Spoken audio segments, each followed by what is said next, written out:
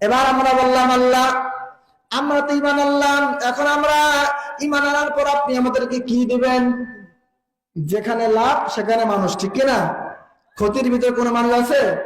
ক্ষতির ভিতরে কোনো মানুষ নাই। আমরা বললাম আল্লাহ আপনি যদি আমাদেরকে দেন আপনি আমাদেরকে কি দেবেন? আল্লাহ রাব্বুল আলামিন বলতেছেন ওয়াবাশশিরিল্লাযীনা আমানু ওয়া আমিলুস সালিহাতি আন্না লাহুম জান্নাতিন তাজরি মিন তাহতিহাল আনহার কুল্লামা রুজিকু মিনহা মিন সামারাতির রিজকা ক্বালু হাযাল্লাযী রুজিকনা মিন ক্বাবলু ওয়া উতু বিহি মুতাশাবিহা ওয়া লাহুম ফিহা আজওয়াজুম মুতাহহারাতুন ওয়া হুম ফিহা খালিদুন।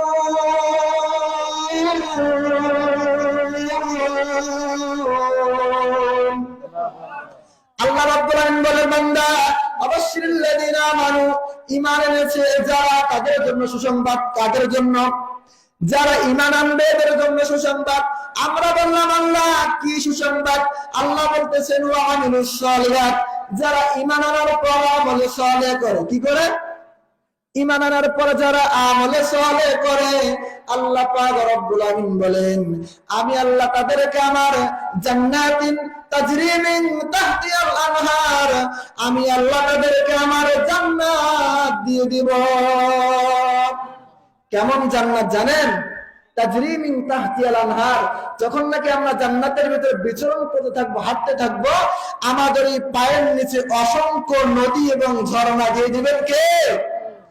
মুসলমান ডানে তাকাবেন দেখবেন কত সুন্দর বাগান, বামে তাকাবেন দুধের নহর।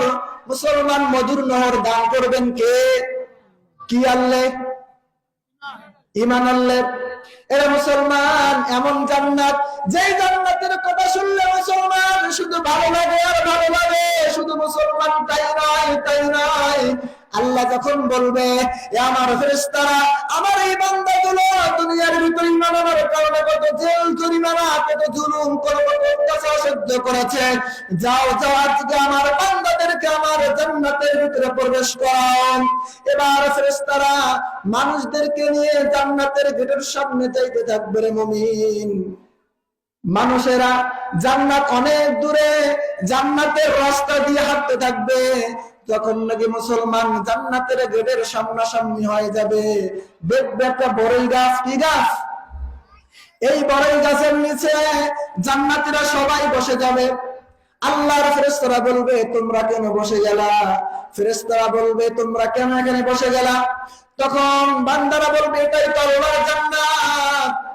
এবার ফেরেশতারা মুচকি এসে বলবে না এটা আল্লাহর জান্নাত নয়, চলো আরো চলো। এবার মুসলমান জান্নাতের দরজা খুলে দেওয়া হবে। এই মানুষেরা দুনিয়ার যে জরিমানা সহ্য করে, অপমান সহ্য করে ঈমান আনার কারণে যে জরিমানা সহ্য করে, আল্লাহ যখন বলবে যাও আমার জান্নাতের ভিতরে চলে যাও, জান্নাতের দরজা খুলে দেবে আমাদের সামনে আমাদের আল্লাহ। আমরা মুসলমান জান্নাতের গেটের ভিতর থেকে এত জোরে একটা দৌড় দেব, দৌড়াতে মুসলমান 40,000 বছর পার হয়ে যাবে। তারপরেও আল্লাহর জান্নাতের একদিক থেকে আরেক দিক শেষ করা যাবে না। জোরে বলুন সুবহানাল্লাহ। তাহলে মুসলমান ঈমান আনতে হবে কি হবে না? ঈমান আনলে জান্নাত দিবেন কে? আল্লাহ আমাদেরকে জান্নাত দিবেন। শুধু তাই নয় মুসলমান, তাজরি মিন তাহতিহাল আনহার, আমাদেরকে আল্লাহ জান্নাত দিবেন, নদী দিবেন, সাগর দিবেন। আল্লাহ পাক রব্বুল আলামিন এরপর বলতেছেন বান্দারা তোমাদেরকে শুধু নদী এবং সাগর দেব না, ফলমূল দেব না। কুল্লামা রুজিকু মিনহা মিন সামারাতির রিজকা, আল্লাহ পাক রব্বুল আমিন বলতেছেন ক্বালু হাদাল্লাযী রুজিকনা মিন ক্বাবলু ওয়া উতু বিহি মুতাশাবিহা ওয়া লাহুম ফিহা আজওয়াজুম মুতাহহারা। আল্লাহ বলে বান্দা তখন আমার বান্দারা জান্নাতের ভিতরে প্রবেশ করবে, তখন আমি আল্লাহ রাব্বুল আমিন আমার বান্দাদেরকে ছোট্ট ছোট্ট শিশুদেরকে দিয়ে, কিদেরকে দিয়ে? ছোট্ট ছোট্ট শিশুদেরকে দিয়ে তাদেরকে আমি আল্লাহ রাব্বুল আমিন পানি পান করাবো, শরাব পান করাবো, মদ পান করাবো না। মুসলমান দুনিয়ার মদ আল্লাহ আমাদেরকে খাওয়াবেন না। এরা মুসলমান জান্নাতের ফলের এক স্বাদ আর মুসলমান দুনিয়ার ফলের 100, আর জান্নাতের ফলের 70 প্রকার স্বাদ বাড়ায় দিবেন কে? আর যারা বলেন না কেন বাড়াই দিবেন কে? নারে তাকবীর! হয় নাই মুসলমান, এত জোরে তাকবীর দিতে হবে যারা দোকানপাটে ঘুরতেছে ওরা যেন আমাদের তাকবীর শুনে এখানে চলে আসে। সবাই রেডি তো? নারে তাকবীর! হয় নাই আরো তো তাকবীর দিতে হবে। নারে তাকবীর! নারে তাকবীর! আল কোরআনের আলো, আল কোরআনের আলো, নারে তাকবীর!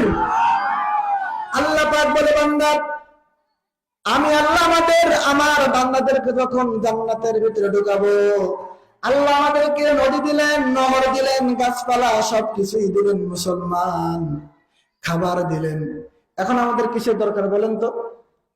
জান্নাতের নদী পাইলেন, জায়গা পাইলেন, ঘর পাইলেন, বাড়ি পাইলেন, ফলমূল সবকিছুই পাইলেন, এখন আমাদের কিসের দরকার বলতে পারবেন না? যারা আমরা বেশি পিটাই, কে বেশি পিটান? কারে? কথা বলেন না, কারে পিটান বেশি? বউ কি? বিবি। মুসলমান ঘরের কাজ করে কে? আরে কথা বলেন না কেন? ঘরের কাজ করে কে? বাচ্চার পায়খানা পরিষ্কার করে কে? রান্না বান্না করে কে? মুসলমান বিছানাটা সুন্দর করে পরিষ্কার করে কে? মুসলমান আপনার জন্য সুন্দর করে রান্না বান্না করে কে? মার খায় কে? মিলাই বলতেছেন না? মুসলমান এই বিবিকে কোনোদিন আর হাত তুলবেন না। আল্লাহ বলে, আমার বান্দাদেরকে আমি জান্নাতের ভিতরে যখন প্রবেশ করাবো, ওরা যখন জান্নাতের ভিতরে সবকিছুই পাবে, এবার তারা তাকায় থাকবে আর আল্লাহকে বলবে, আল্লাহ আমার বউকে দেন। আল্লাহ রাব্বুল আলামিন সেই কথা কোরআনের মধ্যে দিয়েছেন, ওয়াজওয়াজুম মুতাহহারাতুন ওয়া হুম ফিহা খালিদুন। আমি আল্লাহ ওদের বউকে এত সুন্দর করে, এত মধু এবং এত সুন্দর বানায় ওদের বউটাকে দেব, ওদের বউ দুনিয়ার সবার থেকে, দুনিয়ার সকল মহিলার থেকে সুন্দরী বানায় দিবে আপনার বউকে। সুন্দরী বানায় দিবে কে? আপনার বিবিকে আল্লাহ সুন্দরী বানায় দিবে। জান্নাতের ভিতরে হুর পাবেন কয়টা? জোরে বলেন, হুর পাবেন কয়টা? জান্নাতের ভিতরে আমরা হুর পাবো 72টা। কয়টা? 72টা হুর। এই 72টা হুর যত সুন্দর, 72টা হুরের সুন্দর যত সুন্দর, তার থেকে আপনার বিবিকে আল্লাহ সুন্দর বানিয়ে দিবে। তাহলে ওই বিবিকে বেশি বেশি পিটাইতে হবে, ঠিক কিনা? বেশি বেশি পিটাইতে হবে।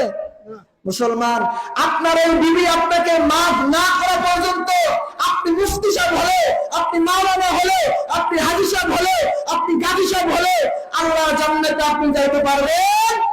যাবেন পারবেন? এখন আজকে রাত্রিবেলা যে বিবির পা ধরে মারতে পারবেন না? পারবেন? পা ধরার দরকার নেই। বিবির একটা আদর করে একটা গোলাপ ফুল নিয়ে বলবেন, বিবিরে তোর তো অনেক মারছি, মাফ করে দে, আর তোরে মারবো না, আসো আমরা এখন মিলেমিশে থাকি।